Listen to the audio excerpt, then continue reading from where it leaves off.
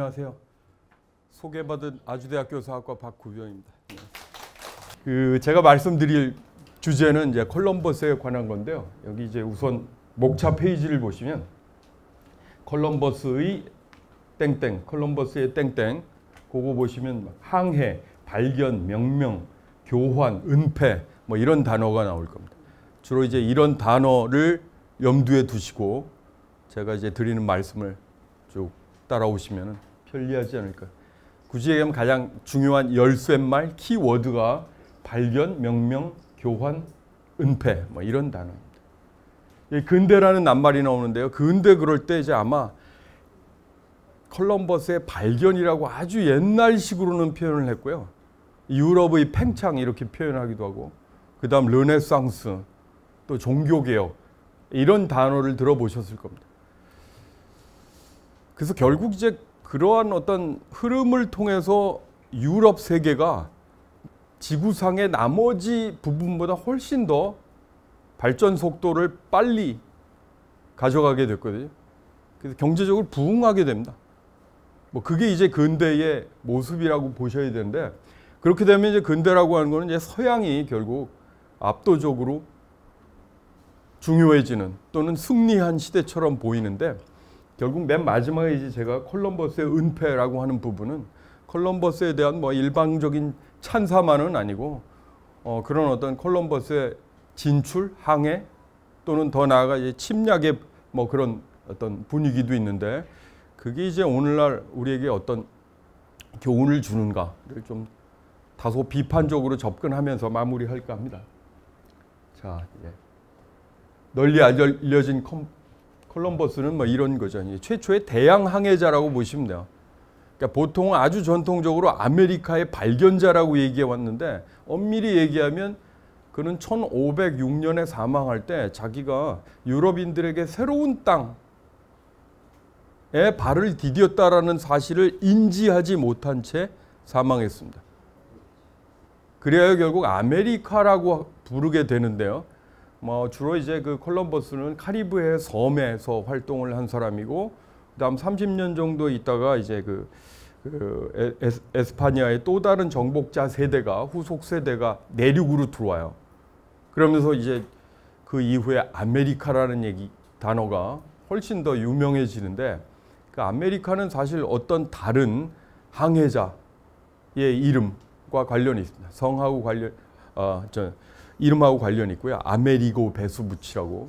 그러니까 말하자면 콜럼버스가 아니라 콜럼버스의 이름을 딴 나라 이름 또는 지역을 떠올려라 하면 콜롬비아를 떠올리시면 됩니다. 콜롬비아.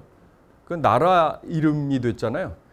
그렇지 않고 이제 거의 뭐 저 북아메리카, 알래스카 있는 데부터 저기 남쪽에 있는 무슨 해협까지 이걸 이제 아메리카라고 부르게 된 연유는, 다시 말씀드립니다만, 콜럼버스는 이제 자기가 유럽인들에게 새로운 땅, 그러니까 보통 이제 세 대륙을 유럽인들이 15세기까지 알았다는 거예요. 유럽, 아시아, 유라시아, 그리고 아프리카까지는 인지했는데 네 번째, 다섯 번째 대륙에 대해서는 15세기 말까지 인지하지 못했고, 콜럼버스 역시 인지하지 못한 채 사망을 한 거다.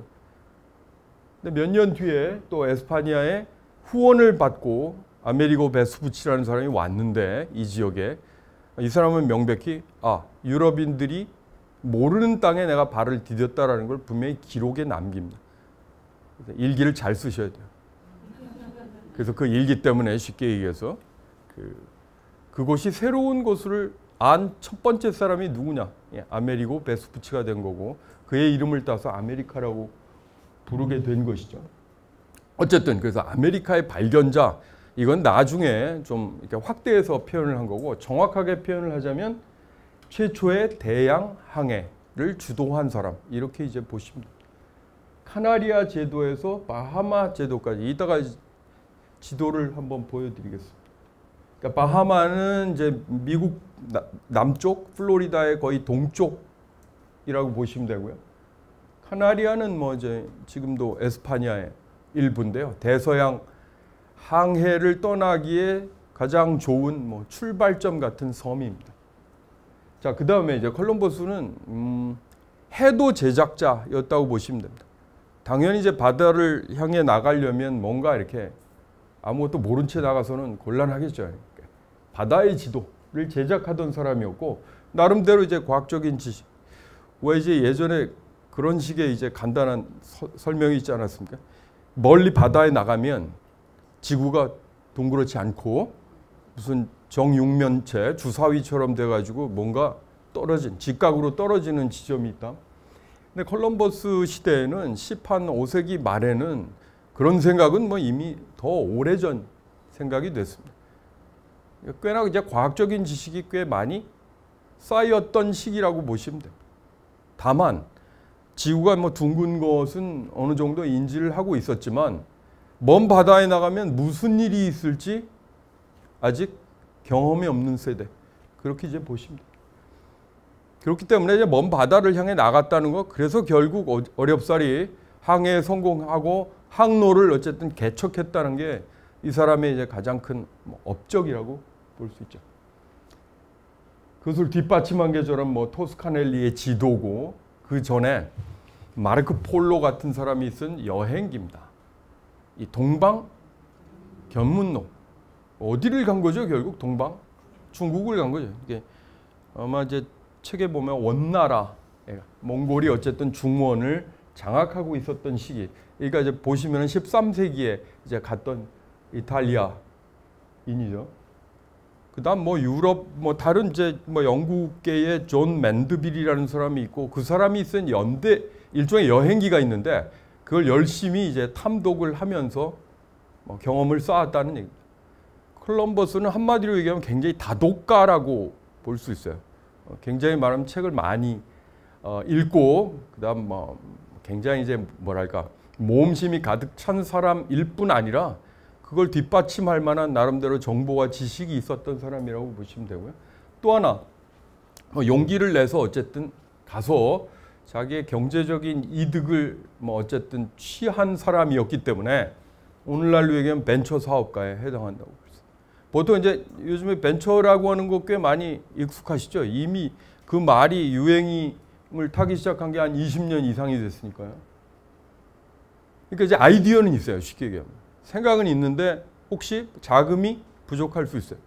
그러니까 결국 자금을 끌어들여야 되는데 이 사람은 과감하게 왕실의 문을 두드립니다. 그래서 결과적으로 이제 그 에스파니아 왕실의 도움을 받게 되는 거죠. 그 전에는 포르투갈 왕실의 문을 두드렸어요. 근데 이제 거기서는 뭐 이렇게 후원을 해주겠다라고 하는 아주 긍정적인 사인이 떨어지지 않은 거고, 그 뒤에 이제 에스파니아 쪽으로 가서 왕실까지 이제 어쨌든 그 선에 선을 닿고 결국 두 군주를 만나게 됐는데, 어쨌든 이제 벤처 사업가다 이렇게 보시면 되겠습니다. 그 다음에는 이제 콜럼버스가 뭐 그런 위협과 관련된 측면이 있지만 또 하나 생각해야 될 것은 굉장히 영웅화된, 그러니까 실제보다도 훨씬 더 그럴듯한 사람으로 영웅화된 측면이 확실히 있습니다. 그런 거에 기여했던 인물 중에 하나가 워싱턴 얼빙이라는 인물인데요. 저게 이제 19세기 초에 미국 사람이고 전기 작가라고 보시면 됩니다. 여러분도 나중에 인생을 딱 정리하실 때 누군가 전기 작가를 훌륭한 분을 모셔서 제 인생이 100이지만 140처럼 써주세요. 그러실 수 있잖아요. 140이 아니라 거의 200을 써준 게 아닌가 하는 느낌입니다. 근데 이제 워싱턴 얼빙이니 뭐 이분도 그렇고 여기만 그 콜럼버스만 쓴 게 아니고요. 저 19세기 초에 저런 식의 이제 근대 초를 열어간 유럽계 인물에 대한 다양한 전기 또는 뭐 그런 다소 신화적인 내용입니다. 역사라기보다는 제가 공부하고 있는 역사라고 하는 게 결국 사실을 뭐 좀 치열하게 추적하는 거죠. 좋지 않은 사실도 있죠. 그러니까 어떤 개인의 삶에 뭐 다 긍정적인 것만 있을 수 없죠. 이 정도의 사업가 하시면 뭐 보통 수준 사람보다는 훨씬 더 욕망의 크기가 크다고 볼 수 있습니다. 다소 무리한 일도 벌였을 것이고 협잡도 있을 수 있습니다. 이런 것들이 이제 고스란히 드러나는 편은 아닙니다. 전기는 가능한 대로 좀 좋은 내용을 중심으로 좀 확대 해석했다고 할까요? 그런 측면이 있기 때문에 이 워싱턴 얼빙의 전기 같은 것은 실제 콜럼버스보다 훨씬 더 그럴듯하게 이 사람이 알려지게 된 또 하나의 계기라고 볼 수 있고요. 한국에서 가장 열심히 이제 이 분야를 공부하시고 또 좋은 책도 내셨다고 하는데 주경철이라고 하는 선생님입니다. 일종의 오마주입니다. 오마주. 제가 제 선배에 대해 나름대로 존경을 표현해서 이 슬라이드에 성함을 넣었습니다. 제목은 이제 크리스토퍼 콜럼버스 땡땡 종말론적 신비주의자. 그래서 벌써 한 12년 전에 나왔는데요.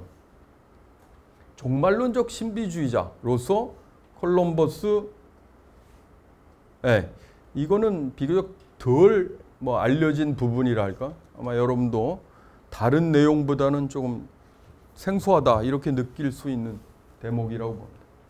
한마디로 그리스도 교인이었다는 겁니다. 굉장히 열렬한 그리스도 교인.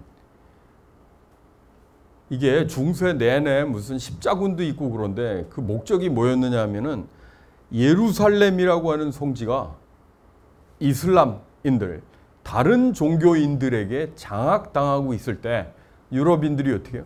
그걸 탈환해야 되겠다라는 생각을 했던 거죠. 그래서 한 200년 이상, 한 8번 이상 상당히 이제 원정대를 꾸려서 육지로 이동하고 그랬는데 사실상 콜럼버스의 이 항해는 그런 어떤 예루살렘 탈환에 도움이 되고자 하는 그런 열망의 소산이다. 이렇게 이제 보시면 되겠습니다. 그러니까 어쨌든 이런 식으로 해서 항로, 새로운 땅을 어쨌든 새로운 항로를 개척해서 그게 이제 정확하게 얘기하면 새로운 항로를 개척하겠다고 하는 게 콜럼버스의 구상이었어요. 아메리카를 발견하겠다가 아니고 새로운 항로를 뚫어서 아시아로 가보겠다라고 하는 게 이 사람의 생각이었기 때문에 그러니까 기존에 알려지지 않은 항로를 통해서 가서 아시아와 어쨌든 교역을 하고 상당한 이익을 어쨌든 얻고 그래서 재산도 축적하고 그것을 어떻게 해요? 예루살렘 탈환 여러 가지 프로젝트가 있는데 그거에 내가 이제 기여하겠다라고 하는 거예요. 굉장히 종교적인 성향이 강했다는 강한 인물이었다. 그걸 이제 기억하시면 되겠습니다. 혹시 이제 어르신이 계시니까 한 30여 년 전에 이런 영화 제목을 혹시 기억하십니까? 이런 영화가 있습니다. 프랑스 사람 제라르 드파르디유라고 그 사람이 나온 영화예요. 리들리 스콧이라고 굉장히 유명한 감독인데 지금까지도 굉장히 이름이 유명한 1992년에 개봉한 영화인데 제목이 저렇게 두 개로 그러니까 하나의 영화인데 두 개의 제목이라 할까요? 낙원의 정복. 그러면 굉장히 비판적인 듯한 요소도 담고 있어요. 이제 유럽인에게 알려지지 않은 땅이 낙원이었다라고 하는 그런 생각과 관련이 있겠죠. 어쨌든 그래서 주요 내용은 알려진 바와 같이 이렇습니다. 에스파냐의 여왕, 그러니까 사실은 공동 군주예요.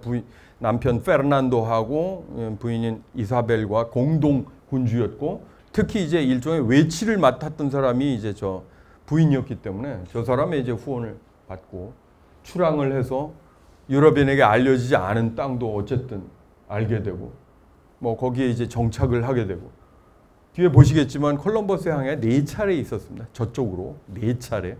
한 번만 간 게 아니고요. 자, 그리고 나서 이제 영화는 다양한 내용을 담고 있는데 당연히 보면 이제 콜럼버스는 굉장히 긍정적으로 그려요. 대체로. 그런데 거기 콜럼버스하고 굉장히 이제 사사건건 대립하는 별로 안 좋은 인상의 귀족이 나와요. 이름은 모히카 이렇게 돼 있는데 그러니까 콜럼버스는 굉장히 정의와 선의 대변자, 심지어 민주주의의 대변자 이렇게 나오는데 이 사람 아니 사사건건 근데 실제로는 두 가지를 합쳐야 콜럼버스의 모습에 가깝다. 또는 유럽인들의 저런 어떤 다른 세계 진출이라고 할까 좋게 얘기하면 또는 침략 또는 식민주의의 모습에 가깝다. 이렇게 이제 보시면 되겠습니다. 거기 보시면 선의의 대변자로 나와요. 이런 원주민에 대해 인간적인 대우도 하고 모히카라는 사람은 원주민을 잔인하게 다루고 심지어 간단한 절도를 했던 뭐 원주민을 굉장히 거칠게 해서 심지어 신체의 일부를 훼손한다든가 이런 일이 벌어지는데 이건 딱히 뭐 모히카에게만 뭐 속하는 행동은 아니었고 어떻게요? 네, 콜럼버스도 충분히 그랬다는 흔적들이 적지 않습니다. 그러니까 그 두 가지를 다 합쳐야 콜럼버스이기도 하고 유럽의 어떤 그런 정착자들, 정복자들의 모습이다. 맨 마지막에 이 영화가 제가 떠오른 건 이제 허리케인이 저쪽에서 카리브해에서 많이 불잖아요. 이제 모든 게 거의 없어졌어요. 자기가 세운 어떤 흔적들이 사라지고 나서 뭐 이런 식의 거기 원주민 그를 도와주던 사람하고 이야기를 합니다. 이제 당신 우리말을 배우는 게 좋겠다. 더 빨리 배웠어야 되는데. 근데 아무튼 뭐 이제 좋게 얘기하면 이제 상호 뭐랄까 이해와 소통의 필요성 뭐 이런 걸 이제 강조하는 영화인데요. 무려 32년 전 영화라 자녀들한테 말씀하시면은 뭐 이제 구할 수는 있겠죠. 여기 찾아보시면 있는데 아주 낯선 영화라고 생각할 겁니다. 그 친구. 근데 왜 1992년에 저 개봉했을까요? 그러니까 1992년 하면 500주년이잖아요. 그 콜럼버스 첫 항해 500주년이고 뭔가 역사적으로 기념할 만한 해죠.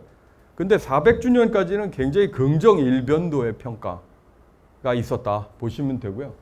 그런데 이제 500주년 돼가지고 콜럼버스가 침략자의 어떤 속성을 분명히 갖고 있고 유럽의 그런 어떤 침략의 길을 열어놓은 사람이다라고 하는 매우 비판적인 인식이 강해졌거든요. 그런 배경에서 그래도 영웅으로서의 콜럼버스의 모습을 많이 담고 있는 영화다. 그렇게 이제 보시면 되겠습니다. 우선 콜럼버스의 국적인데요. 제가 여러 나라를 일부러 이렇게 써놨습니다. 그러니까 여러 나라에서 부르는 명칭이 당연히 다른 거예요. 뭐 이제 영어식으로 예를 들어 찰스 그러면 에스파냐에 가면 찰스라고는 안 하고 카를로스 이렇게 얘기합니다. 뭐 그런 게 많죠. 뭐 러시아 사람 중에 이제 제일 많은 이름 중에 하나 이반 뭐 이런 이름인데 이반 그럼 굉장히 낯설잖아요.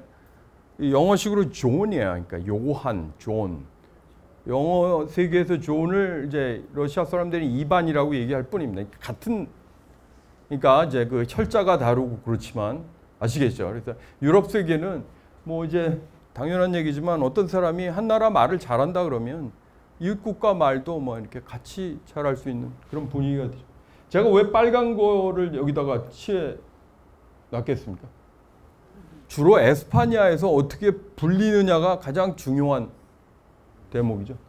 크리스토발 콜론입니다. 크리스토발 콜론. 즉 그래서 스페인 사람들한테 오늘날에도 콜럼버스 뭐 얘기를 하면 잘 못 알아들어요. 대체로. 그렇게 발음하지 않기 때문에. 크리스토발 콜론. 이게 이제 또는 콜론. 그래서 이제 그 뭐 스페인도 그렇고 뭐 그 영향을 받은 아르헨티나도 그렇고 곳곳에 콜론 극장이 있어요. 우리식의 무슨 뭐 이게 예술의 전당급인데 그건 이제 콜럼버스 극장이 아니고 다 콜론 극장이라고 당연히 그렇게 얘기합니다. 그럼 크리스토퍼 콜럼버스는 뭐냐 이게?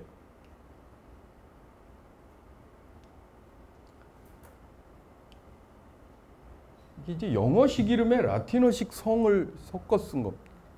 그게 좀 이상하죠. 여러분들도 한번 어떻게 성은 미국식으로 얘기하고 이름은 한국식으로 얘기하고 그러면 굉장히 이제 뭔가 이렇게 균형이 맞지 않는 듯한데 사실은 그런 이름이라고 이게 그러니까 국제적으로 통용이 되는 듯하지만 주로 활동을 했던 유럽 뭐 저쪽 이베리아 반도에서는 잘 모르는 이름이에요. 크리스토퍼 콜럼버스. 어쨌든 이게 어디서 나온 말이냐 하면은 요게 이제 크리스토퍼 또는 이 크리스토포로 크리스토발 성인이에요. 성인. 가톨릭은 뭐 성인들을 많이 이렇게 그래서 어떻게 되면 뭐 시간이 지나면은 복자라고 불렸다가 성인이 되기도 하고 그렇지 않습니까? 이제 뭐냐면 요 위에 약간 사실은 이제 부처님처럼 느낌이 오는데 이게 이제 아기 예수 뭐 이렇게 보시면 됩니다. 그러니까 예수를 저기 업고 물을 건넌 자, 건넌 성인, 크리스토퍼 영어식으로 또는 크리스토발 아시겠죠? 크리스토발 성인의 이름을 갖고 어쨌든 이제 태어났죠. 그래서 이제 주로 활동한 원래는 이제 뭐 이탈리아 북부 쪽 사람인데 오늘날이야 이탈리아라는 나라가 있지만 이 15세기 뭐 중엽에서 말까지는 이탈리아라는 나라가 존재하지 않았다고 보시면 되니까 그리고 이제 주로 활동한 게 이 포르투갈에 왔다가 에스파냐, 스페인에 왔다가 이랬기 때문에 아시겠죠? 그래서 크리스토발 콜론이라고 하는 게 더 일반적인 아니면은 뭐 적절한 이름이다 이렇게 보시면 되겠습니다. 유대인설도 있는데 그냥 설만 소개해 드릴게요. 크리스토퍼 콜럼버스의 초상화 그러면 어떤 거 이 중에 어떤 게 그래도 맨 왼쪽 위? 그렇다고 보는데요. 이거는 뭐 근거는 없어요.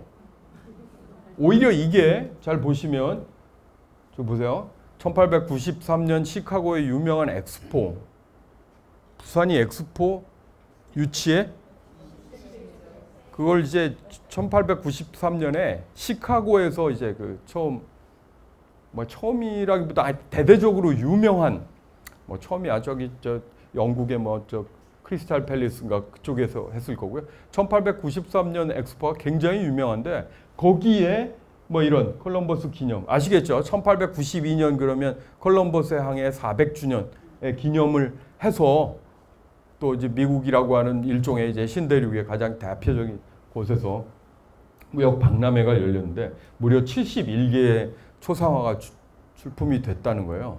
여러분 사진이 아니고 여러분을 그린 여러 가지 이제 일종의 소묘 작품이 71개. 그러니까 뭐가 진짜인지를 모르게 됐다는 얘기죠. 16세기 초에 이 에스파냐 사람이 그린 초상화가 가장 오래된 것으로 추정되는데 그게 이겁니다. 자, 여기 보이세요? 여기? 이게 원래 그림인데 그 알레호 그 사람이 이제 페르난데스 그린 그림인데 아시겠죠? 요걸 확대하면 이렇게 돼. 그러니까 여러분들이 알고 계신 또는 뭐 이게 콜럼버스 아니냐라고 생각하셨을 법한 모습과는 굉장히 다르다. 그 사실은 이거는 그냥 이렇게 믿고 있을 뿐이지 실제 얼굴과는 그런 경우 많잖아요. 혹시 뭐 명성황후의 그것도 누군지 모른다는 거잖아요. 불과 얼마 안 된 것 같은데요. 100 몇 년. 그러니까 하물며 이거는 뭐 500년 뭐 이렇게 됐는데요. 쉽지 않죠. 자, 콜럼버스는 어쨌든 이제 포르투갈의 왕실의 문을 두드렸어요. 어떻게 된 거냐면 포르투갈에 가서 혼인을 했어요. 나름대로 아주 두드러지지 않은 귀족 가문과. 그래서 그 장인의 연주를 타고 포르투갈 왕실의 문을 두드렸는데 뭔가 신빙성이 없다고 판단한 그 포르투갈 왕실이 거절했습니다. 결국. 그리고 나서 한 1486년쯤에 스페인에 와서 이제 왕실 문을 두드리려고 여러 차례 이제 그 힘을 쓰다가 결국 1492년에 이제 만나서 그러니까 벤처 사업가로서 필요한 자금을 얻게 되는 거거든요. 그럴 때 이제 요구한 게 이렇다고 알려져 있습니다. 선박 세척, 그다음 해군 제독의 지위. 근데 이거는 어떤 배의 선장을 넘어서 해사 관련 법정의 재판관. 무슨 말씀인지 아시겠죠? 바다에서 벌어지는 여러 가지 일들의 최종 판단자 역할을 하겠다. 이 권한이 이제 막강한 거죠. 이게 이제 특히 중세에서 근대로 넘어갈 때 중요한 게 재판권이라는 겁니다. 근데 최종 판단자는 어쨌든 재판관인 셈이죠. 이것도 마찬가지입니다. 중세에는 그만큼 재판의 권리가 중요한데요. 그러니까 누가 재판권을 갖느냐 정말 중요해요. 그래서 누군가는 이제 중세 국가가 대체로 이제 사법 국가, 누가 재판권을, 그러니까 국왕이 재판권을 갖는 국가, 뭐 이런 이미지인 거예요. 중세 뭐 여러 왕국은. 그래서 콜럼버스 역시 바다에서 벌어지는 여러 가지 일들, 뭐 심지어 그 뭐 잘못한 선원들을 자기가 벌할 권리라든가 뭐 이런 것도 자기가 갖기를 원했던 거고요. 그 다음에 자신이 닿게 될 땅의 총독지, 저건 뭐 행정 책임자니까 그걸 요구했습니다. 또 하나는 이제 여기에서 거두게 될 이 식민지라기보다는 하여튼 새로운 땅에서, 저 표현도 뭐 아주 적절하진 않는데, 거기에서 이제 수익의 10분의 1, 그 바꿔 얘기하면 그 공동 군주는 얼마? 10분의 9를 가져간다는 얘기죠. 그러니까 저거는 뭐 저런 식의 이제 거래를 했다는 거고. 근데 의외로 이게 요구 조건이 만만치 않았다. 좀 그래도 나중에 이제 제가 혹시 이제 시간이 되면 마젤란이라고 영어식으로 표현하는 그 사람의 요구 조건하고 살짝 비교를 해드릴까 그러는데, 그거에 비해서 훨씬 더 큰 많은 요구 사항이었다, 이렇게 보시면 되겠습니다. 자, 이거는 이제 어떤 유럽 미국에서 나온 책에 나와 있는 지도인데, 이거는 뭐 랜덤 하우스라는 데서 나온 책에 실린 뭐 지오프리 파커라고 굉장히 유명한 역사가인데요. 이 사람 편집한. 자, 여기 보시면 빨간 거 보이시잖아요. 빨간 거. 이게 뭐 세세하게 돼 있어서 제가 다 말씀을 못 드리겠고, 뭐 1번이 있고 뭐 여러 가지가 있는데 7번까지. 빨간 거는 쉽게 얘기해서 포르투갈과 관련 있는 선이에요. 그럼 어떻게 되냐면 저렇게 포르투갈 쪽에서 해가지고 여기 이렇게 아프리카를 돌아서 인도를 거쳐서 여기 타이완, 포모사라고 불렀는데요. 거길 거쳐서 일본의 무슨 나가사키니 뭐 이런 데까지 이제 갔다는 거죠. 근데 콜럼버스 선은 뭐냐면 이겁니다. 이렇게. 이게 8번 선으로 되어 있는데요.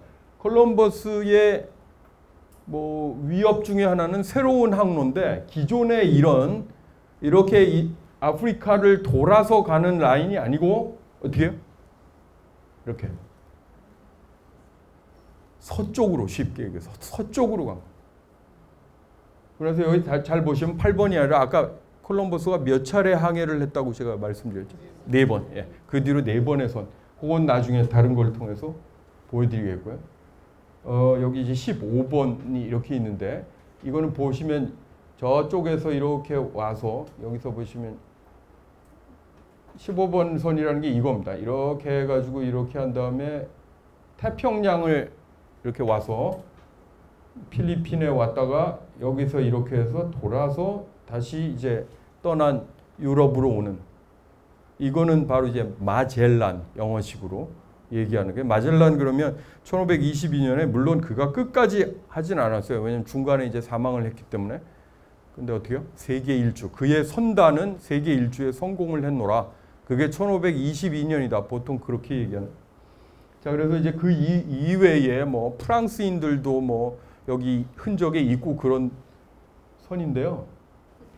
어쨌든 그래서 1번부터 7번까지는 계속 저 동쪽으로 빨갛게 돌아가는 포르투갈과 관련된 선이라면 8번부터는 요게 이제 바로 콜럼버스의 선이라고 보시면 됩니다.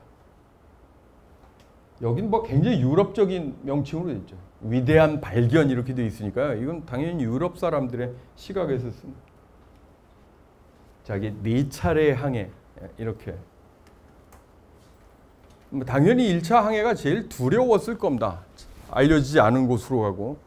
특히 제가 이제 본 여러 자료를 보면 거기 도착한 거는 한 60일 만에 도착을 해요. 여기 보시면 8월 뭐 이렇게 말에 아마 떠난 것 같은데 10월 한 12일쯤에 뭐 어디 도착해서, 그래서 그 날짜를 기념해서 뭐 미국에서 오랫동안 10월 12일을 콜럼버스의 날이니 뭐 이렇게 이제 오늘날까지도 이제 그 달력에 표시된 흔적이 있거든요. 어쨌든 그래서 한 60일 가까이 항해를 했다 이렇게 보시면 되고요. 거기 머물고 있다가 돌아와야 되잖아요. 돌아오는 길이 굉장히 위험했던 걸로 알려져 있습니다.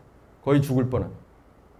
왜 그런 어떤 그 바다에서 고통을 겪고 그러면 당연히 여러분 기도하실 거 아니에요.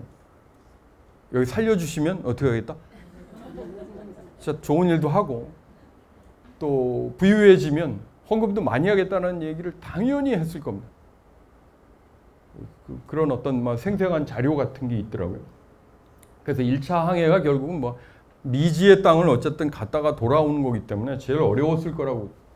그 다음 콜럼버스 인생의 가장 황금기는 2차 항해 떠나기 직전이었을 겁니다.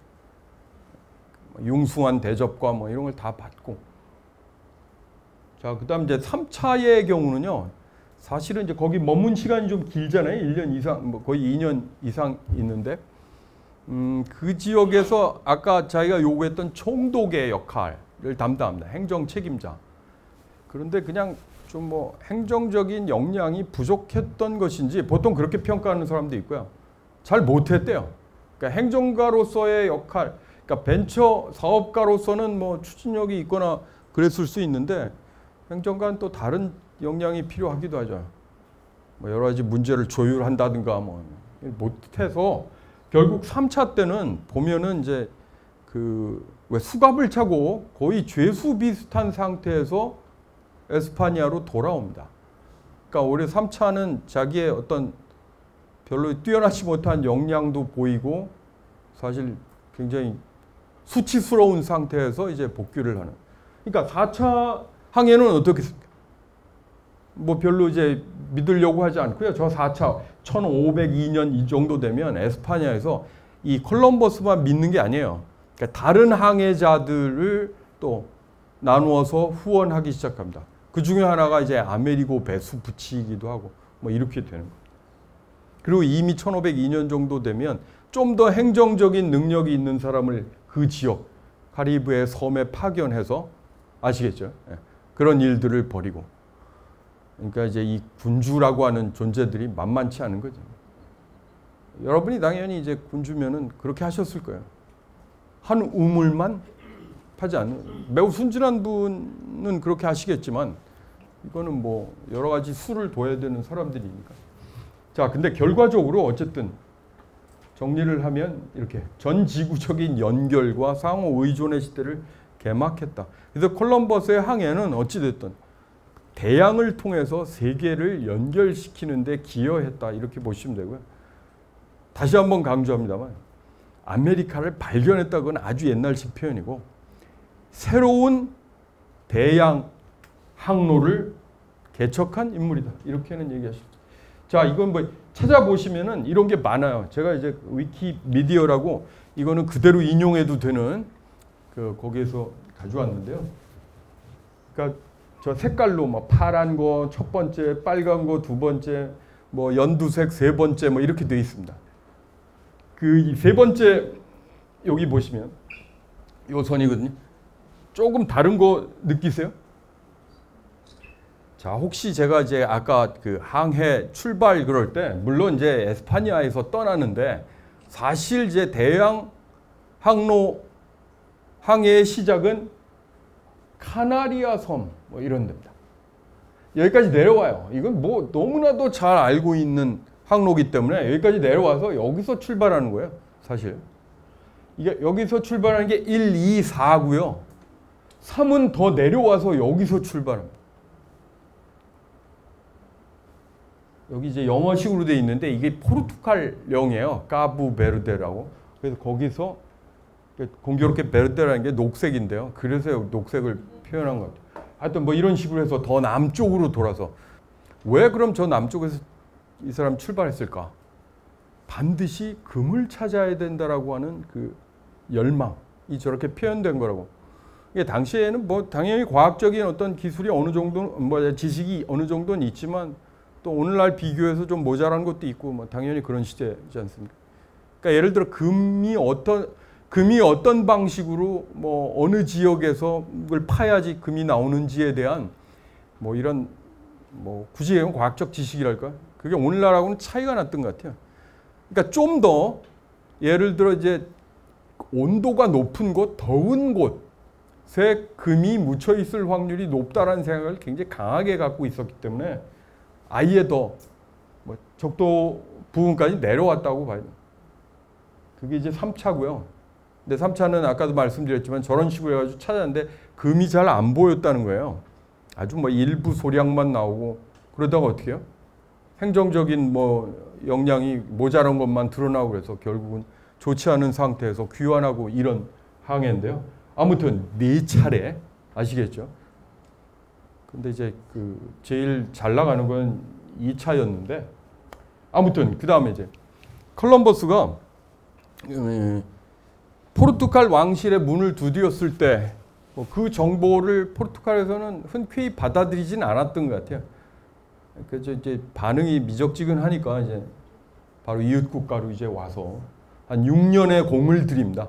그런 다음에 이제 겨우겨우 만나게 되는 건데요. 콜럼버스 사실은 이제 과학적인 지식이 완전히 없진 않지만 그래도 뭔가 이제 부족한 게 있었다는 게 이 지구 전체 둘레의 길이라든가 이런 것들은 뭐 정확하게 계산을 못했다고 알려져 있습니다. 그 다음 이제 토스카넬리의 지도라고 하는 거는 보시면은 이건데요. 여기 보면은 이제 오늘날로 얘기하면 뭐 이런 육지가 있잖아요. 이게 없는 걸로 봤다는 거예요. 자, 지금 이렇게 이런 뭐 약간 황토색으로 표시된 게 실제 토스카넬리에 있는 지도의 육지입니다. 이거는 이제 그려지지 않았는데 실제로는 이제 오늘날로 보면 이 아메리카 땅이 있잖아요. 그러니까 이거 없이 이렇게 해가지고 아하 아시아로 항해할 수 있겠다라고 이제 생각했던 거죠. 그래서 그 계산을 뭐 했는데 여기 오늘날에 이제 뭐 일본 카나리아 섬에서 일본까지 뭐 이러면은 이렇게 계산을 했는데 사실은 훨씬 더 길었다는 거예요. 그렇죠? 그러니까 이제 지구의 둘레도 더 짧게 계산하고 아시겠죠? 그 항해 거리도 짧게 계산하고 그다음 왕에게 얘기할 때도 사실은 잘못된 정보에 입각해서 이제 설명을 한 건데 뭐 일설에 따르면 포르투갈은 도저히 저걸 못 믿었다라는 설이 강한데요. 스파니아의 경우는 뭐 그래도 어쨌든 후원에 나서게 되는 거고 여기 레구아라고 하는 뭐 영어식으로 리그라는 표현을 쓰기도 하는데 이게 바다하고 육지랑 조금 다르더라고요. 왜 그런지 5.9는 아마 이제 저게 모르겠습니다. 이게 저게 육지인지 하여튼 6.4가 바다인지 그래서 약간 좀 차이가 나는데요. 이 정도 안에서 육지를 찾을 수 있을 거라고 생각했는데 그보다 훨씬 더 많이 가야 육지가 나왔다는 거죠. 자, 이건 뭐 그렇고 항해 일지를 한번 들여다보겠습니다. 물론 번역을 한 거고요. 자, 뭐 레구아를 항해했다. 아까 이 레구아가 뭐 한 5.9에서 6.4km라고 했으니까 곱하시면 어느 정도 몇십 킬로미터 정도 되는 거죠. 실제로 항해한 거리보다 약간 줄여서 항해 일지에 기록하기로 마음먹었다. 왜요? 항해가 오래 걸리더라도 선원들이 낙담하지 않도록. 그러니까 왜냐하면 바다로 계속 나갔는데 육지가 안 보이면 어떤 원성을 선원들이 할까요? 언제 나오느냐?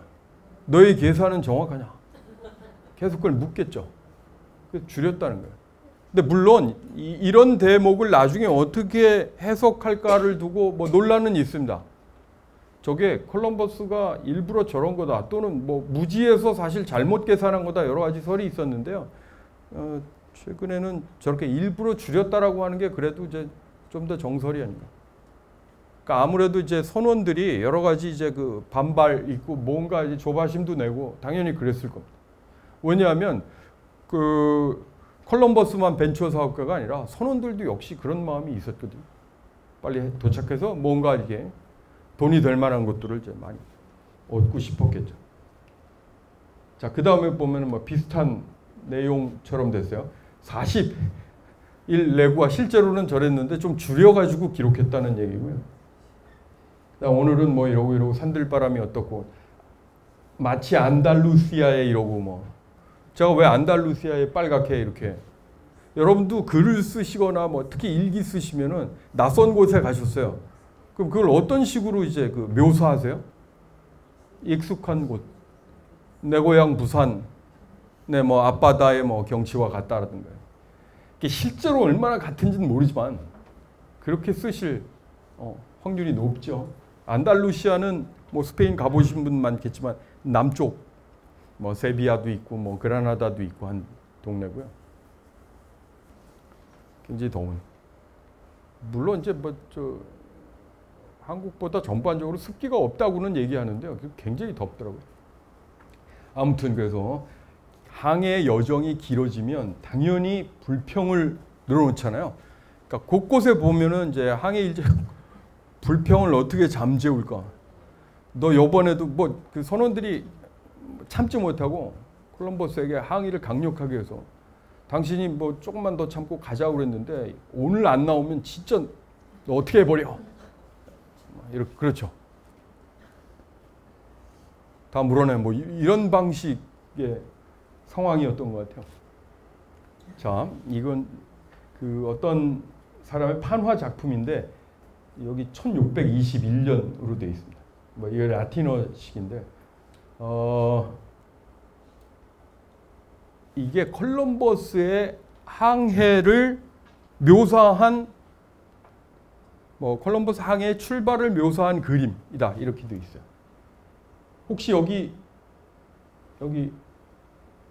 누가 보이시나요? 누굴까요? 두 사람? 네, 공동 군주예요. 남편과 부인. 남편과 부인은 뭐 더 거슬러 하면 15세기에 두 상속자가 결혼을 했다는 거죠. 그래서 오늘날의 에스파냐, 스페인이 탄생했노라. 스페인 뭐 유명한 뭐 도시 그러면 마드리드하고 무슨 뭐 저 바르셀로나를 얘기해야 되는데요. 그 두 개가 합쳐져서 오늘날의 스페인, 통합국가 스페인의 모습이 어쨌든 등장한 게 대략 1569년에서 70년대라고 봐야 되거든요. 자, 요거는 몇 차 항해일까요? 1차라고 많이 알고 있습니다만 제가 왜 가장 황금기라고 그런 거 있잖아요. 1차. 아시겠죠? 1차는 어쨌든 가서 우여곡절 끝에 이건 새로운 항로다라고 자기가 이제 광고할 만한 그런 업적을 이룬 뒤에 그 보세요. 몇 개월 정도의 차이가 있잖아요. 3월에 왔다가 9월에 떠났는데 그 6개월 동안은 정말 대단한 영웅 취급을 받았을 것입니다. 보면은 이제 다양한 뭐 그런 판화 작품도 있고요. 어디 가가지고 잘 대접받고 고관 대작과 뭐 만남을 갖고 뭐 그런 게 이제 굉장히 많은데 이게 두 번째 항해 출발이라고 보시면 됩니다. 첫 번째 항해는 몇 척이 갔다 아까? 3척. 이거는 훨씬 많습니다. 17척인가 아마. 17척. 이게 처음에 뭐 에스파냐 남쪽에 가면 무슨 카디스라고 하는 또는 더 안에 들어가면 세비야라고 하는 항구. 근데 세비야가 원래는 항구였는데 뭐 모래톱 뭐 이래가지고 잘 먼 곳으로 떠나기에 적절한 큰 배를 접안할 수가 없어서 아마 이제 그 카디스라는 데서 하고. 근데 이제 실제로 첫 번째 1492년 8월에 떠날 때는 더 바깥에 있는 작은 항구에서 떠났어요. 팔로스라고. 그러니까 이렇게 융숭한 대접을 받고 출발하진 않았고요. 근데 17척 그러면 이게 규모가 커졌는데 어떤 그런 의도에서 이렇게 많은 사람이 또는 많은 물자를 싣고 이거는 이제 식민하겠다는 거예요. 거기 카리브해 섬에 무슨 이스팔뇰라니 뭐 또 쿠바니 이런데 곳곳에 이제 자리를 잡고 이제 정착해서 살겠다라고 하는 의지의 표현입니다. 심지어 여기 돼지도 싣고 가고. 볼 때 이제 돼지 그러면 원래 아메리카에 없었던 걸로 알려져 있습니다. 나중에 콜럼버스의 교환을 잠깐 말씀드릴 텐데요. 두 번째 항해 때 누군가가 살짝 실어서 이 아메리카로 가져왔다는 겁니다. 자, 그래서 이 두 번째 항해라고 보셔야 되고요. 콜럼버스의 제가 이제 항해 얘기를 쭉 들려드렸는데 명명이라고 하는 게 굉장히 중요합니다. 이름을 붙인다는 거예요. 이렇게 한번 쭉 보시면 산살바도르 섬, 이게 아마 바하마 제도라고 제도, 그러니까 섬이 여러 개인데 그 중에 하나 산살바도르고요. 당연히 다 스페인어입니다. 살바도르 그러면 구원자라는 얘기입니다. 구원자, 교회 다니시는 분들은 이제 구세주 예수를 떠올리셔야 되잖아요. 성, 샌프란시스코, 샌 안토니오 할 때 그 산이고요. 그러니까 살바도르, 구세주 예수. 뭐 그 이름을 거기다 붙인 거예요. 자, 그래서 나는 원주민들은 뭐라고 불렀는데 나는 그 이름을 사실 무시하고 나는 이사벨이라고 불렀다. 자기를 후원한 사람. 여러분을 후원해 주셨던 부모님의 이름을 붙였다. 이렇게 모십니다. 이런 식으로. 또 어디로 갔더니 그 새로 곳이 있고 거기 이제 닻을 끌어올리고 그 곳이라고 하는 게 뭐 저보다 훨씬 많이 아시죠? 이제 부산이나 뭐 이런 데 까보데라 라구나. 석호의 곳. 이름이 좀 복잡한데요. 그 라구는 영어식 표현이고 요 에스파냐식은 라구나인데 라구나는 사실 이제 산호초가 아니고 석호 이렇게 번역해요. 혹시 석호 익숙하세요? 부산에도 좀 있나요? 주로 이제 저기 강원도 무슨 속초 뭐 이런데, 그러니까 이제 바다가 있고 육지 안에 들어온 약간 이제 곳의 안쪽에, 그러니까 육지 안에 있는 바닷물이 들어오기도 하고 육지에 뭐 일종의 호수 같은 곳이라고 보시면 됩니다. 쭉 이렇게 저기 아메리카부터 루이지아나까지는 지금 아메리카에 있는 여러 지역 또는 도시의 명칭인데 저 이름은 대부분 유럽식을 그대로 가져갔거나 아니면 가톨릭 뭐 성인 또는 가톨릭 어떤 뭐 요소의 이름이거나 뭐 그런 겁니다. 베라크루스? 혹시 주변에 베라크루스 자동차가 떠오르세요? 아, 현대 자동차에 베라크루스가 있어요. 진짜. 저 이제 크루스라고 하는 게 C-R-U-Z 이런 식으로 돼 있죠. 이 크로스예요. 이 십자가. 베라 그러면 진짜라는 얘기. 그러니까 진품 십자가. 이런 뭐죠? 진품 십자가? 그러니까 보통 달고 다니시는 목걸이는 진품이 아니죠. 아니 이게 금이 진짜가 아니라는 의미가 아니라 십자가가 진짜 그러면 예수가 달려 사망한 그 베라크루스가. 그래서 이제 도시 이름 같은 것도 쓰고요. 자, 혹시 여러분이 지금까지 사시면서 누군가 또는 어떤 사물이나 어떤 존재의 이름을 붙여보신 적이 있으세요? 혹시? 그러니까 누군가의 이름을 붙일 수 있는 거는 어떤 존재인 거죠? 권력자입니다. 당연히 권력자. 엄청난 문화 권력자.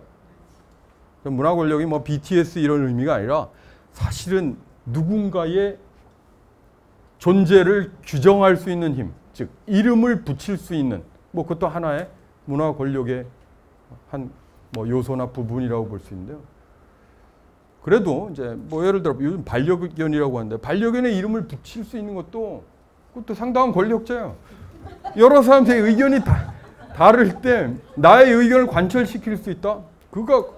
근데 서양인들이 이제 그렇게 15세기 말부터 지구 곳곳에 이름을 붙이고 그거를 나머지 세계 사람들이 받아들이도록 했다는. 여기 있는 게 다 그런데요. 상파울루, 뭐 리우데자네이루, 이거 뭐 브라질에 있는 유명한 도시 이름입니다. 상파울루. 뭐 도시 지금 현재 수도는 아닌데요. 그냥 워낙 유명하고 브라질에서 제일 인구가 많은 도시가 상파울루입니다.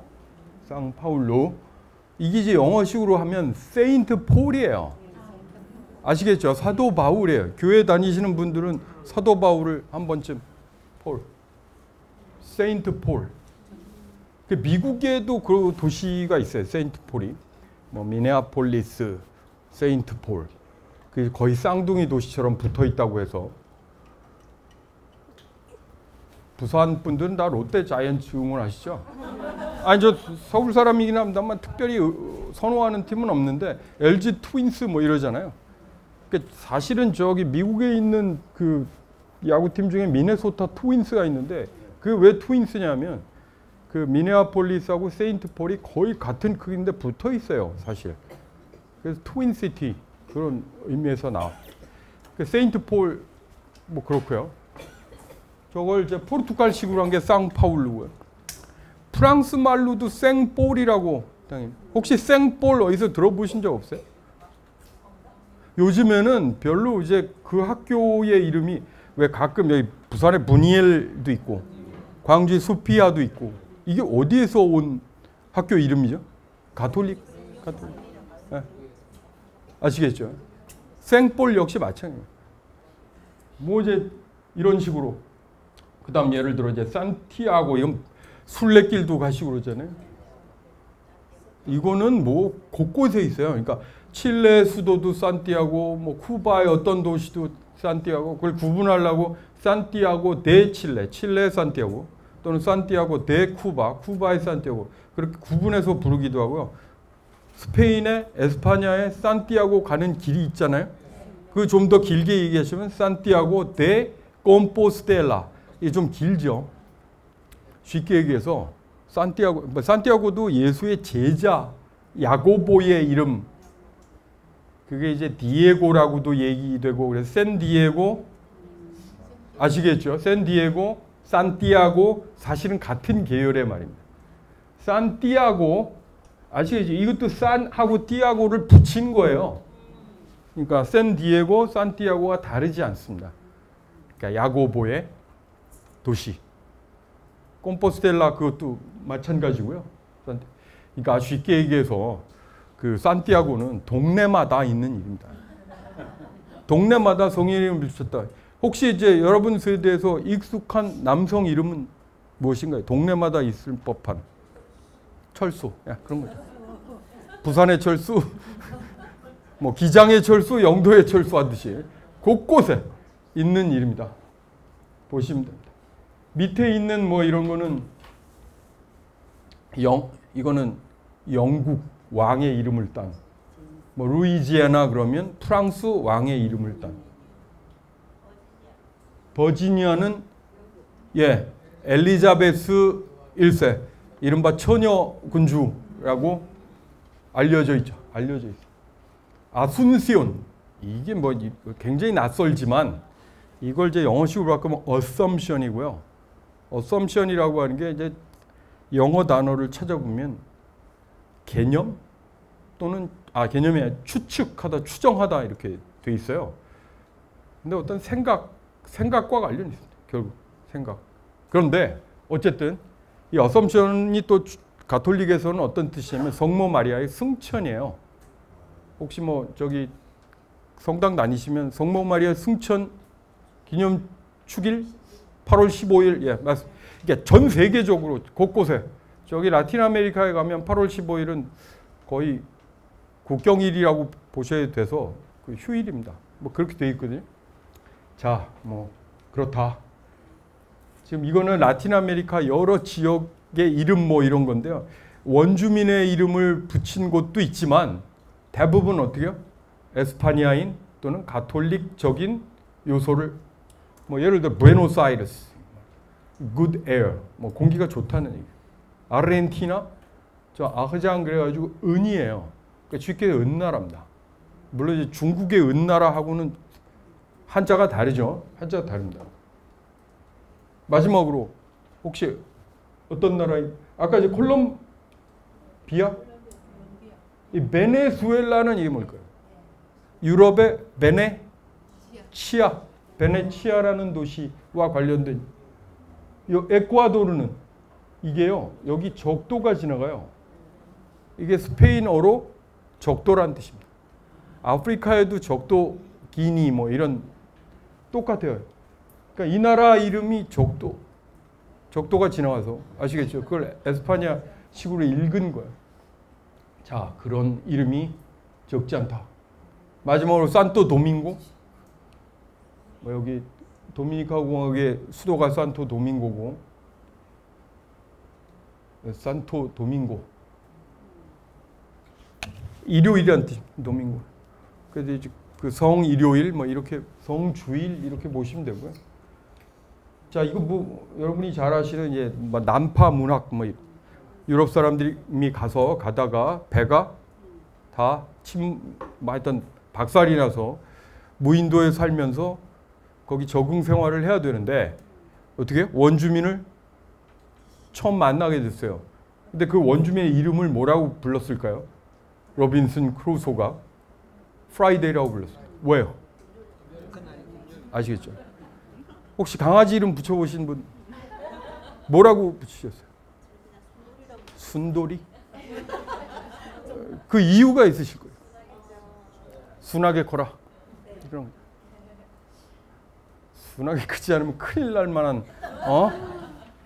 이유가 있지만 하여튼 그런 염원을 담아서 하시잖아요. 그러니까 이런 식으로 이제 가톨릭 성인의 이름을 그러니까 유럽화된다라고 하는 게 어떤 의미인지 아시겠죠? 맨 마지막에 정리를 하려고 하는데 그 전에 말씀을 드리면 이게요. 유럽인들이 경제적으로 막 지배를 해가지고 상당한 이득을 뽑아내기 전에 사실 이름부터 부르는데 이 이름 붙인 게 훨씬 더 앞서서 막 경제적인 이득이나 군사적인 이득을 취하기 전보다 앞서서 이런 행위가 있었고 오늘날까지 훨씬 더 영향이 크다고 할까? 그러니까 이름을 불러주는 행위가 상당한 권력 행위입니다. 자, 그 다음에 이제 콜럼버스의 교환이라고 하는 건데요. 이게 사실 콜럼버스는 이제 뭐 전통적으로는 그 어떤 발견자라고 유럽 사람들이 간주해 왔다 이렇게 말씀드렸잖아요. 근데 그걸 굉장히 비판적으로 받아들이는 사람은 그 사람을 통해서 유럽인의 침략이 시작됐다. 그러니까 침략자의 길을 열어준 사람. 근데 그런 식으로 이제 계속 해석하다 보면 콜럼버스의 또 다른 측면은 없을까? 사실 발견하기 좀 어렵기도 하잖아요. 그래서 그 틈을 한번 비집고 들어가서 역사가들이 새로운 질문을 던지기 시작했어요. 혹시 콜럼버스가 이 지역으로 넘어가서 인류가 경험하게 된 새로운 현상은 없을까? 그랬더니 그래서 1970년대 초에 그 미국의 역사학자인데 엘프리드 크로스비라는 사람이 이런 책을 썼습니다. 그의 제목에 콜럼버스의 교환 이렇게 돼 있고 부제가 1492년 콜럼버스 항해의 생태적 무슨 문화적 결과 이렇게 돼 있어요. 무슨 얘기냐면 자 보시면 흔히 이야기하는 신대륙 아메리카 그다음 9세계 유라시아 대륙이 무언가를 서로 주고받았다는 거예요. 아까 제가 돼지가 같다 뭐 이런 얘기 해드렸잖아요. 자 보시면은 유럽 세계, 아시아 세계에서는 신대륙으로 예를 들어 이런 물품들이 경우에 따라서는 아까 2차 항해 때 배에다 싣고 갔을 수도 있어요. 그 지금 뭐 예를 들어 사탕수수 그러면 쿠바나 뭐 이런데 뭐 아이티에도 엄청나게 많이 나오는데요. 설탕의 원료죠. 이거는 명확하게 유럽 쪽에서 또는 카나리아 섬에서 이제 넘어간 것으로 되어 있습니다. 여기도 그렇고 커피 뭐 보통 브라질 커피 뭐 자메이카 커피, 쿠바 커피 그러는데 사실은 이제 이쪽에서 아라비아 쪽에서 유럽을 거쳐서 정확히는 유럽을 거쳐서는 잘못된 얘기입니다. 아라비아 쪽에서 이렇게 들어간 걸로. 자, 뭐 다 충분히 이해하실 거예요. 토마토, 고추는 어떤 생각이 드세요? 김치가 떠오르시잖아요. 김치는 언제부터 한국 사람은 빨간색 김치를, 빨간 고추를 버무려서 만든 김치를 먹었을까? 그러면 아시겠죠? 예. 특정 시기, 뭐 임진란 이후로 토마토, 혹시 포모도로 이런 그 음식점 이름 들어보셨어요? 포모도로. 혹시 어떤 스파게티, 예, 이탈리아식. 그게 포모도로가 두 가지 말인데요. 포모 그러면 사과라는 얘기고 오로는 황금이에요. 그러니까 포모도로를 합쳐보면 풀어보면 황금의 사과죠. 토마토를 가리키는 이탈리아 말이 포모도로인데요. 왜 두 말로 돼 있을까요? 원래 그 말을 유럽 사람들이 쓰지 않았어요. 말하자면 토마토가 원산지가 아니었어요. 그러니까 멕시코 쪽에서 이렇게 넘어간 건데 뭐 이탈리아 사람 그러면 당연히 토마토와 관련된 여러 가지를 아주 오래전부터 먹었으리라 생각하시잖아요. 의외로 그 기간이 그렇게 길지 않다는 얘기죠. 포모도로 혹시 가보시면 아시겠죠? 이건 황금의 사과고 토마토를 그렇게 부르기 시작했어요. 그러니까 원래 하나로 부르는 말이 없었다는 얘기고요. 자, 근데 이렇게만 얌전하게 주고받은 게 아니고 질병이 있어요. 뭐 여기 매독 또는 천연두 이렇게 알려져 있어요. 그러니까 이게 그 이후에 뭐 30년 뒤에 콜럼버스가 뭐 1400년대, 뭐 1490년대, 1500년대 이러다가 그거보다 한 20년 뒤에 또는 30년 뒤에 내륙으로 이 정복자들이 갔을 때 그 내륙에 있는 아메리카의 원주민들이 굉장히 많이 사망하고 이런 일들이 벌어지는데 그거는 이 천연두를 빼면은 설명하기 곤란한. 천연두가 다다 이렇게 얘기하기는 곤란하지만 천연두가 상당 부분에 영향을 미쳤다 그렇게 보시면 됩니다.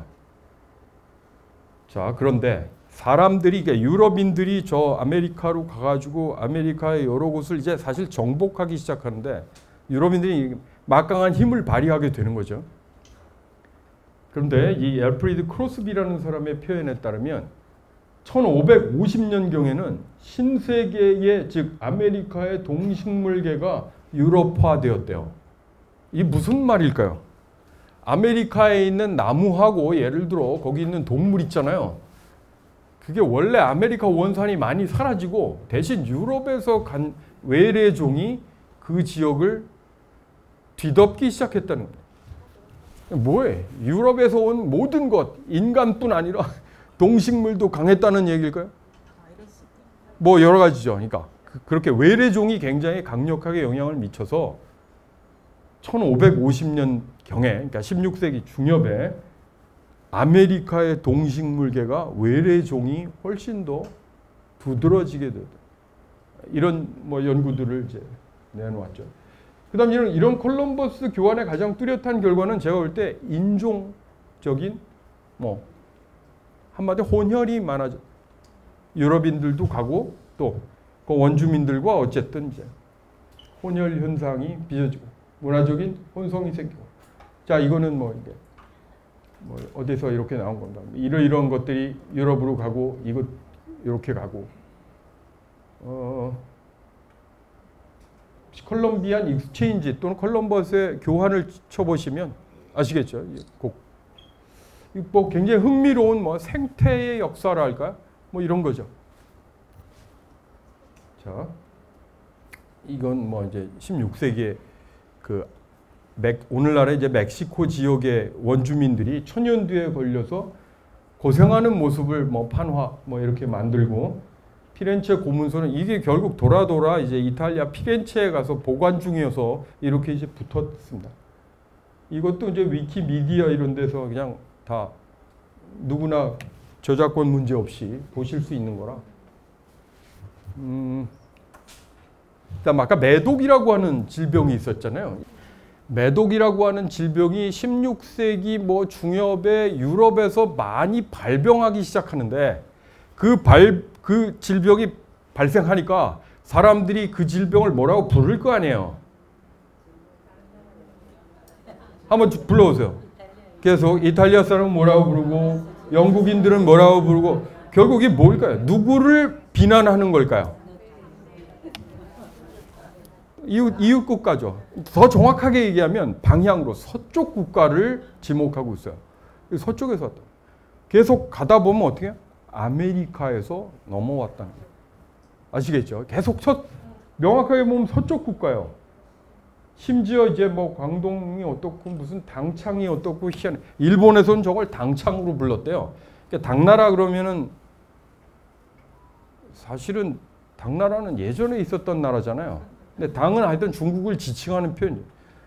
여러분도 왜 군기가 빠진 군대를 뭐라고 아시겠죠? 뭐 지금 그렇지는 않지만 왕년에 이제 중국을 대표하는 뭐 그런 명사기 때문에 그런 거죠. 한마디로 난 아니야라는 거죠. 외부의 잘못이라는 거죠. 자, 이거는 뭐 멕시코에 가서 제가 왜 이걸 보여드렸냐면 혼혈 문제.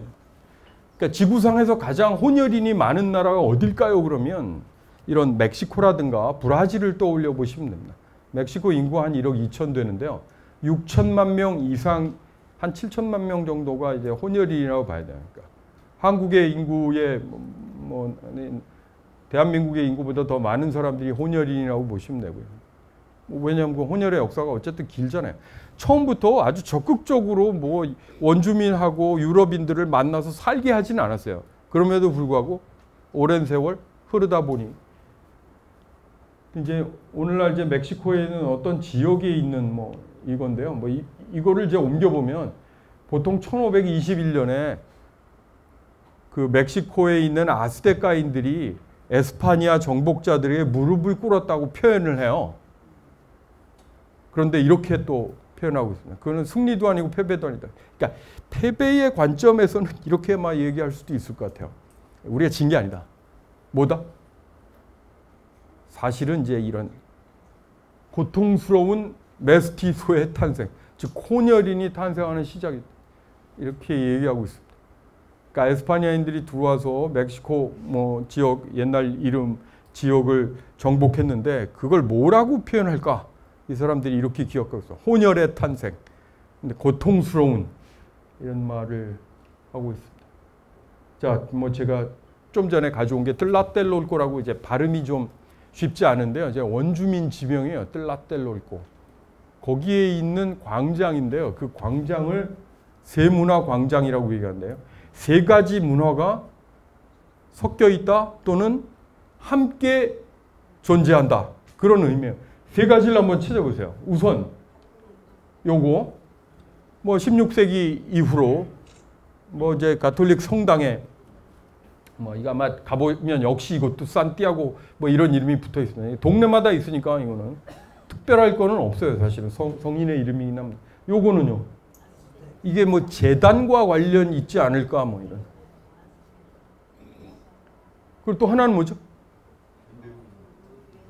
그냥 여기 이제 한 20세기의 아파트 시설입니다. 그러니까 이 세 가지를 합쳐서 그럴듯하게 세문화 광장이라고 해놨어요. 뜰라텔롤코. 멕시코도 의외로 가톨릭 신자들은 일종의 준성지순례 개념으로, 왜냐하면 성모 마리아 발현지 중에 하나거든요. 혹시 성모 마리아 발현지 뭐 들어보신 적 있어요? 그게 공인된 거는 3개밖에 없어요. 근데 이제 여기는 가톨릭 세계가 공인한 멕시코시는 그것도 가장 빠른 16세기에 뭐 포르투갈의 파티마가 어떻고 뭐 이렇게 프랑스의 어디 하고 아무튼 그래서 가톨릭이 워낙 이제 강한 하나의 요소고요. 그럼 그 이전의 흔적이고 요거는 이제 아시겠죠? 그러니까 혼혈, 문화적 혼성 뭐 이런 말이 굉장히 익숙하고 이거는 이제 제가 아까 말씀드린 그 엘프리드 크로스비라고 하는 사람의 영어 제목은 콜럼비안 익스체인지인데요. 그러니까 한국인 번역자가 잘 바꾸셨어요. 콜럼버스가 바꾼 세계. 아시겠죠? 맨 마지막 쪽에 이런 얘기가 써 있습니다.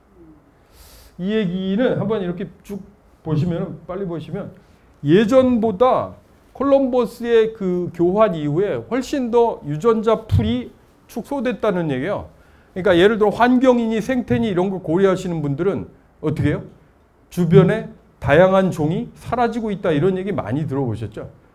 이게 15세기 이래 지금까지도 계속 줄어들고 있다는 거예요. 이거는 뭐 딱히 이제 유럽인들이 뭐 침략을 해서 굉장히 나쁜 영향을 미쳤다기보다도 어쨌든 세계가 통합되면서 외래종이 침투해서 생물 다양성을 파괴한 측면이 있다라고 하는 겁니다. 그러니까 흔히 이야기하는 이제 환경의 관점이나 하는 데서는 이거를 좀 더 진지하게 고민을 하기는 해야 돼요. 아시겠죠? 그래서 이 책의 마지막 부분에 있어서 제가 말씀을 드렸고요. 자, 이제 1519년에서 1522년까지의 두 사건 뭐 이렇게 이름을 한번 붙여봤습니다. 여기서 이제 어떤 또 다른 컬럼버스 말고 또 다른 뭐 일종의 항해자의 이름이 나오는데 영어식으로 표기하면 마젤란입니다. 근데 제가 자꾸 영어식 표기 얘기하잖아요. 이 사람 포르투갈 출신인데 에스파니아 왕실에 역시 후원을 받았어요. 그래서 그 사람 이름을 포르투갈식으로 읽으면 이래요. 굉장히 낯서시죠. 낯선 이름, 마갈량이스. 이게 이제 마젤란의 그 지역에서 주로 부르는. 근데 이 마갈량이스는 결국 어떤 사람이냐? 아까 제가 처음에 보여드렸듯이 세계 일주를 어쨌든 이 사람이 세계 일주를 했다. 완료했다. 왜냐하면 중간에 사망을 했기 때문에 그건 있지만 이 사람이 이끈 선단이 결국은 마무리한 거고 약 3년에 걸쳐서 그 세계 일주를 마무리합니다.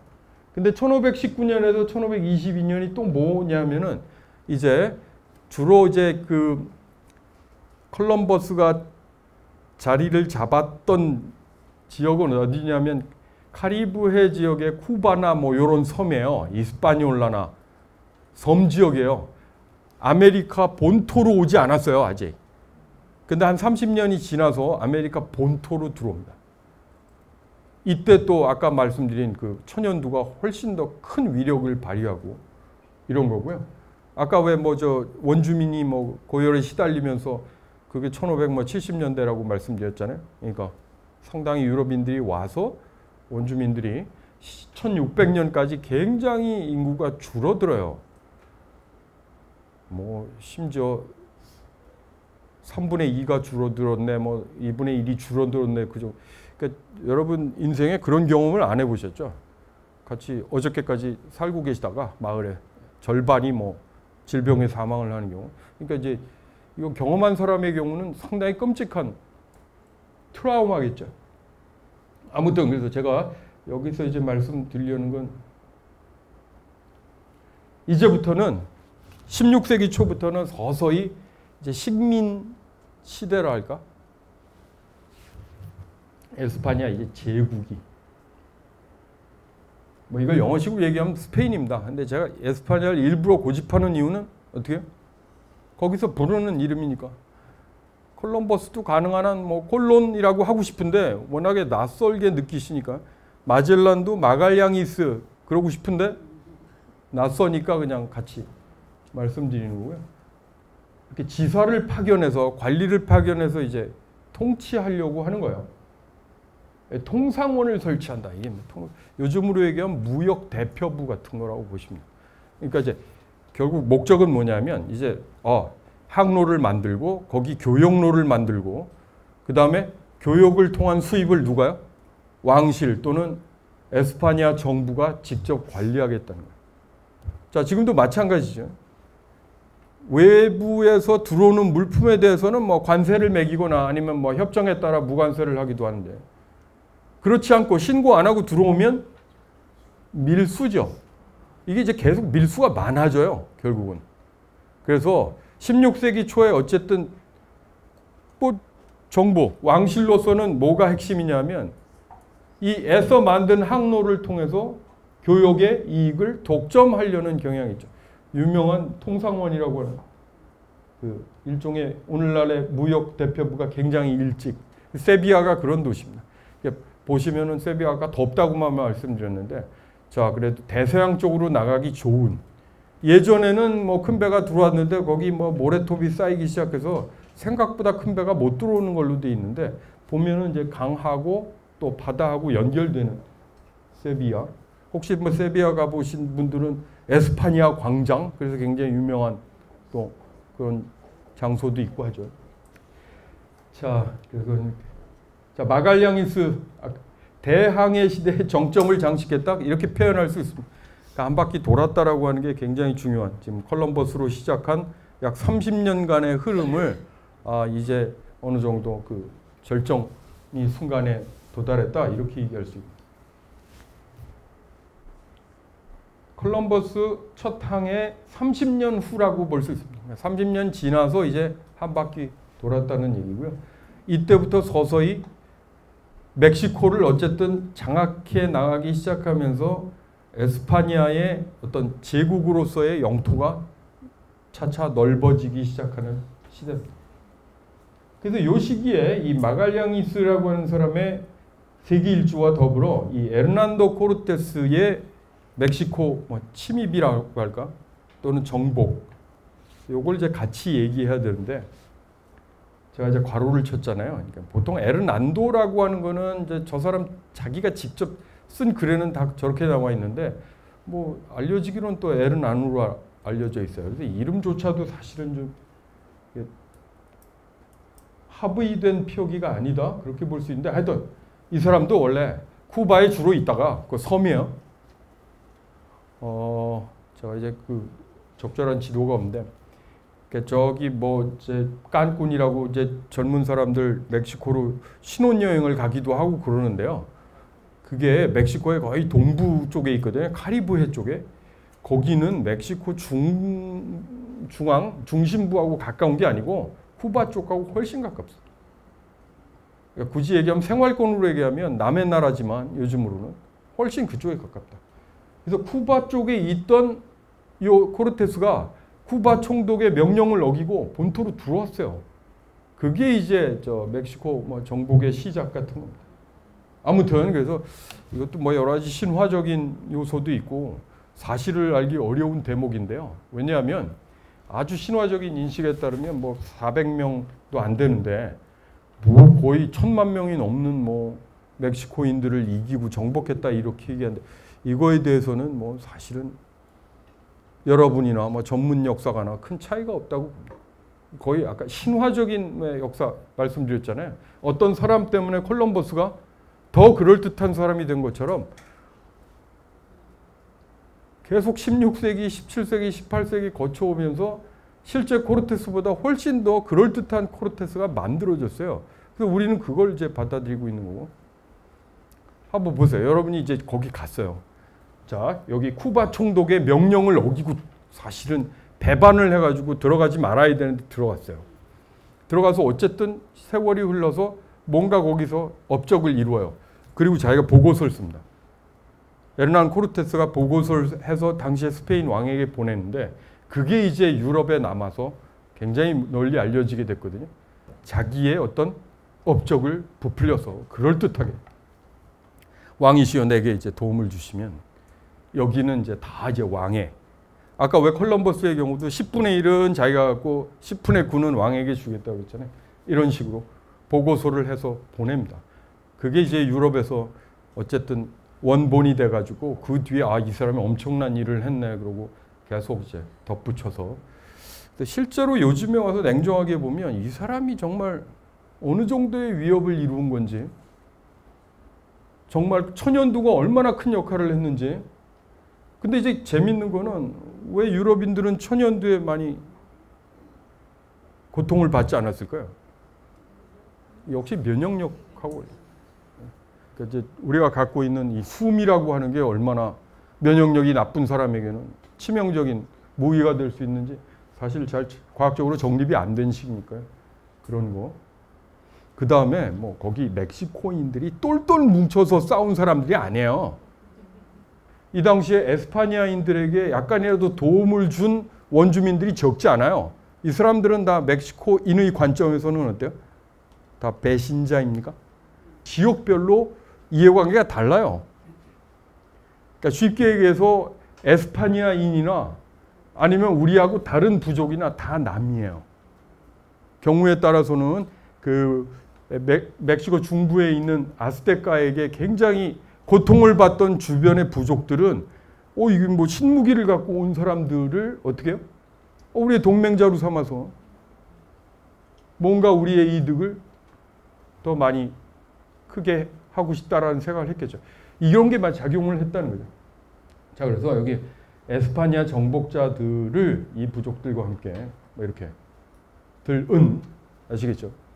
그러니까 아스테카 사람들하고 다른 부족이 똘똘 뭉쳐서 뭐 싸우고 그런 시절이 아니었기 때문에 이런 정복이 그래도 가능했을 수 있다. 근데 그 정복이 어떻게 이루어졌는지 정확한 정보가 많지는 않다. 그 뒤에 그럴듯하게 뭐 이렇게 부풀려진 기록에 따라 우리가 신화적인 이해를 지금 갖게 됐을 뿐이다. 이렇게 보시는 게 더 적절하지 않을까. 이 사람은 뭐 이렇게 뭐 5%가 어떻고 뭐 이렇게 하는데요.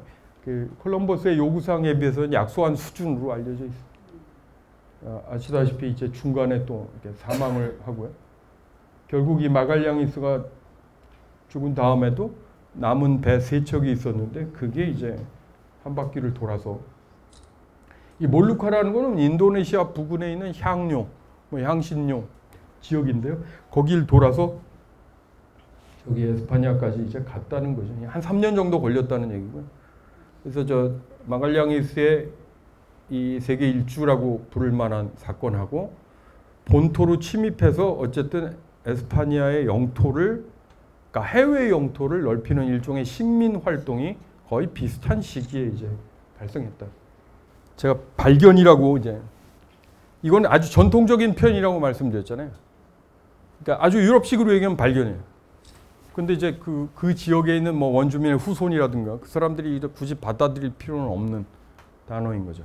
오히려 오늘날에도 뭐 라틴 아메리카 사람들은 뭐라고 얘기하냐면 아메리카는 발견된 게 아니라 만들어졌다고 얘기합니다. 고안되었다. 저게 무슨 소리일까요?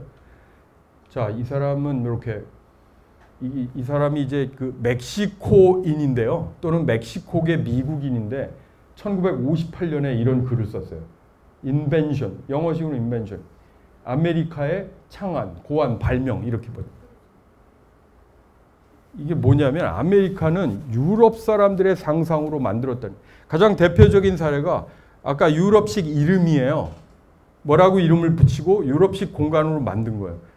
그다음 오늘 뭐 자세히 말씀은 드릴 수 없었지만 예를 들어 이제 라틴 아메리카의 어떤 도시를 간다, 멕시코에 간다 그러면 무슨 아르마스 하는 광장이 있고 플라자가 있어요. 중앙에. 그럼 성당이 반드시 있고 무슨 관청이 있고 이런 식의 도시의 포맷이랄까? 그거는 다 이제 이식된 거죠. 어딜 가서나 광장이 있어요. 원주민의 광장도 있었지만 거기에 교회도 있고 이런 구성이 이제 차차 나타나기 시작한 거죠. 그러니까 아메리카는 왜 제가 유토피아라고 얘기했었느냐면 이 1516년은 이미 어떻게 해요?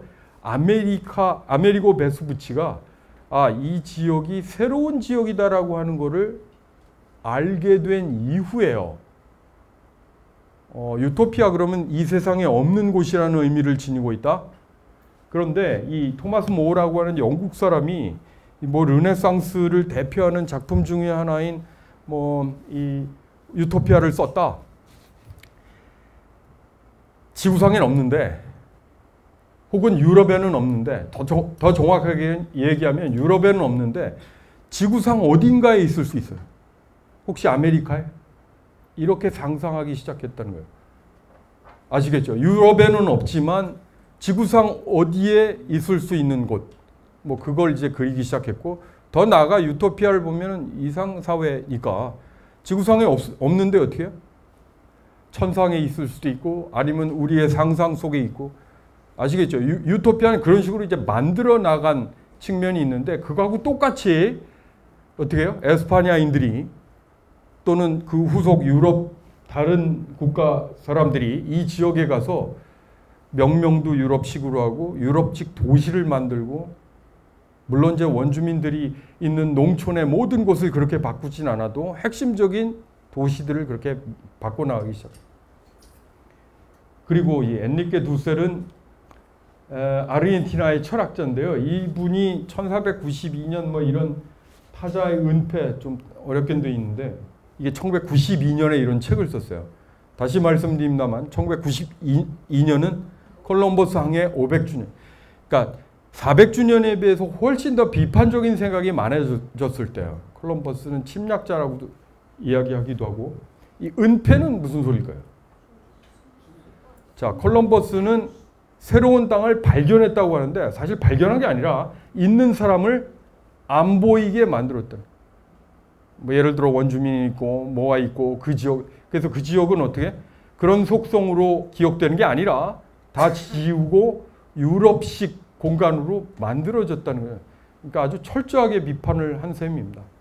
콜럼버스가 무언가를 발견했다고 아니다. 오히려 있는 거를 은폐, 덮어버린 거다. 콜럼버스를 이렇게 얘기하기도 하고요. 아까도 말씀드렸죠. 10월 12일이 콜럼버스 뭐 이건데 이렇게 지워서 이거는 아니다. 이걸 기념할 만하진 않다. 그러고 요즘엔 이름도 좀 바꿔서 굳이 번역하면 다양한 인종의 날 이렇게 이제 바꿔서 부르는 경우가 있습니다. 예를 들어 이제 뭐 드보르작이라는 사람의 신세계 교향곡 그 1895년 3년 작품이에요. 근데 그 왜 이름을 그렇게 불렀을까요? 뉴 월드. 아시겠죠? 이거 찬양하는 분위기라고 보셔야 돼요. 그러다가 그 100년 뒤인 500년에는 상당히 비판적인 시각도 만만치 않게 되었다는 거예요. 좀 전에 보셨을 때 그런 얘기. 자, 뭐 혹시 이제 오늘 한 것을 좀 마지막으로 정리를 해보자면 이런 얘기를 평소에 많이 자문해 보셨을 거예요. 자, 도대체 그러면 뭐 지금 유럽, 뭐 미국이나 유럽의 여러 나라들이 전 지구를 지배하고 있는데 도대체 이거는 언제부터 시작된 일이지? 바꿔 얘기하면 동양에 대해서 서양이 언제 우위를 지니게 되었을까? 그러니까 예를 들어 뭐 저 시기 15세기 말이라고 콜럼버스의 항해를 통해서 이거는 유럽인들이 지배하기 시작했어. 유럽인들이 훨씬 뛰어나다는 것을 완전히 증명해서 이렇게 얘기하는 건 극단적인 견해예요. 한쪽에 그런 견해도 있고 아니다. 19세기 말이다. 이렇게 주장하는 게 있는데 제가 볼 때는 약간 좀 양극단에 가까운. 물론 이렇게 주장하는 사람도 독일계 유럽인데요. 그래서 제가 볼 때는 이런 표현이 가능하지 않을까.